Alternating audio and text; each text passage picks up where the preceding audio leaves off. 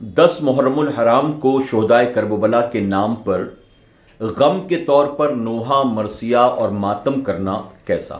اس کے متعلق کئی احادیث کریمہ میں ممانعت آئی ہے، خاص طور پر محرم الحرام کے مہینے میں یہ بالکل جائز نہیں ہے۔ اور یہ جو ماتم کیا جاتا ہے رافضیوں کا ایک طریقہ ہے، حالانکہ یہ جہالت ہے اور یہ غداری کا اظہار ہے۔ حقیقت یہی ہے کہ غم کا اظہار اس طرح سے نہ کیا جائے۔ رہا ماتم کا سوال کہ یہ ماتم ان پر کیا جاتا ہے کہ جن کے مرنے کا یقین ہوتا ہے، حالانکہ ہمارا عقیدہ اہل سنت و جماعت کا عقیدہ یہ ہے کہ شہید زندہ ہیں، مردہ نہیں ہیں، جیسا کہ قرآن پاک میں اللہ تعالیٰ نے اعلان فرمایا ہے، تو پھر اس پر ماتم کرنے کا کوئی سوال ہی نہیں ہوتا ہے۔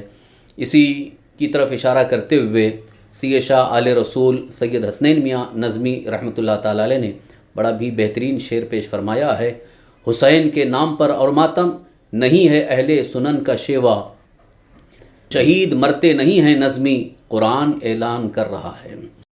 لہٰذا شہداء کی حیات کے ہم قائل ہیں، ماتم کرنے کی ہرگز اجازت نہیں ہے۔ ہاں، ان پر جو مصائب و آلام کے پہاڑ توڑے گئے اس کا غم یقیناً ہمیں بھی ہے، مگر اس کا اظہار ماتم کر کے، نوحہ کر کے نہیں ہونا چاہیے۔ ہمیں صبر کا حکم دیا گیا ہے۔ واللہ تعالی